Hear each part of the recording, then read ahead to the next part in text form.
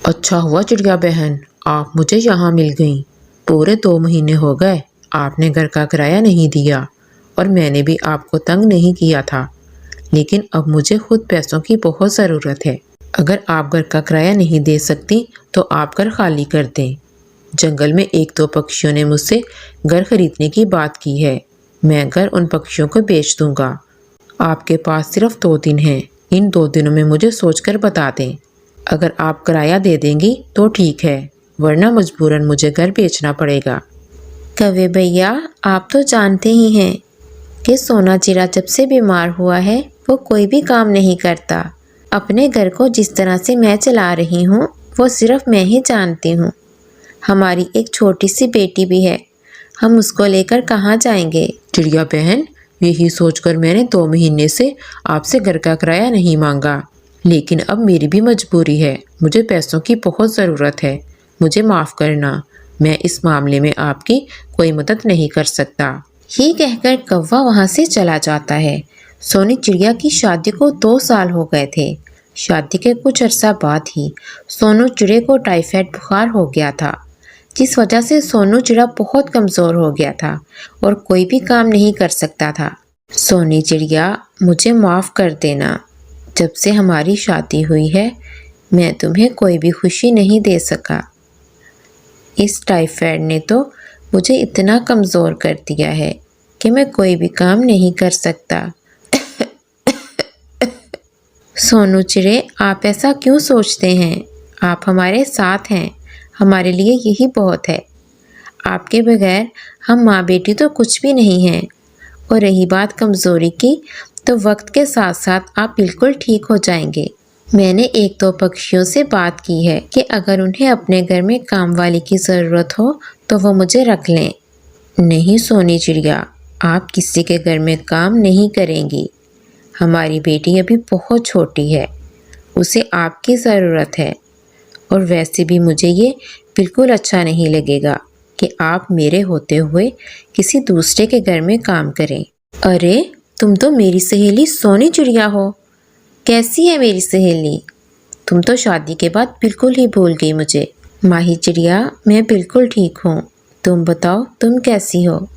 اور تم اس جنگل میں کیسے؟ اس جنگل میں میری نند کی شادی ہوئی ہے، بس اسی سے ملنے آئی تھی، اور دیکھو چاہتے ہوئے تم سے ملاقات ہو گئی۔ میں تو تمہیں بہت یاد کیا کرتی تھی۔ اور بتاؤ تمہارا شوہر کیا کام کرتا ہے؟ پھر سونی چڑیا اپنی سہیلی ماہی چڑیا کو اپنے شوہر کی بیماری کے بارے میں سب کچھ بتا دیتی ہے۔ جب سے وہ بیمار ہوئے ہیں روکھا سکھا کھا کر ہی گزارا کر لیتے ہیں۔ آج بھی میں دانہ ڈھونڈنے ہی نکلی تھی کہ تم سے ملاقات ہو گئی۔ سونی چڑیا، اگر تم میری مانو تو ایک کام کرو، تمہارے پاپا تو بہت امیر ہیں، اور جو تمہارا وراثت میں حصہ بنتا ہے وہ اپنے پاپا سے لے لو۔ ایسے تمہیں کرائے کے گھر میں بھی رہنا نہیں پڑے گا، اور تمہاری مالی حالت بھی کچھ بہتر ہو جائے گی۔ لیکن کیا پاپا مان جائیں گے؟ کیوں نہیں مانیں گے وہ؟ اور وراثت میں حصہ تو اپنے پاپا سے میں نے بھی لیا ہے، یہ تو ہر بیٹی کا حق ہوتا ہے۔ میری اس بات پر غور ضرور کرنا۔ اچھا، میں اب چلتی ہوں۔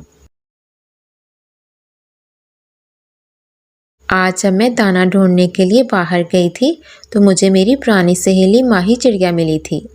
وہ کہہ رہی تھی کہ اپنے پاپا سے وراثت میں اپنا حصہ مانگ لو، اس سے ہمارے مالی حالات بہتر ہو جائیں گے۔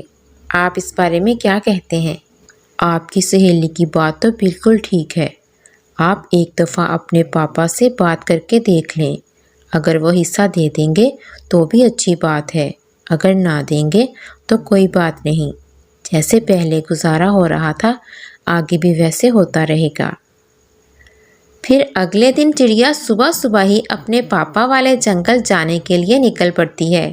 پاپا، میری جب سے شادی ہوئی ہے میں نے کبھی بھی آپ سے کوئی چیز نہیں مانگی، لیکن میں آج آپ سے ایک التجا کرتی ہوں، میرا جو وراثت میں حصہ بنتا ہے وہ آپ مجھے دے دیں۔ مجھے لگتا ہے تم پاگل ہو گئی ہو، اور یہ کیا بولے جا رہی ہو تم؟ ہمارے ہاں بیٹیوں کو وراثت میں کوئی حصہ نہیں دیا جاتا، اور خاص طور پر اس بیٹی کو جو اپنے پسند کے چڑے سے شادی کرے۔ اگر تم میری مرضی سے شادی کرتی تو میں تمہیں وراثت میں حصہ بھی دیتا اور تمہاری شادی بھی کسی امیر چڑے سے کرتا۔ اپنے کیے گئے فیصلے پر پچھتاتی رہنا اب ساری عمر۔ چڑیا مایوس ہو کر وہاں سے لوٹ جاتی ہے کہ راستے میں اسے اس کا بھائی مل جاتا ہے۔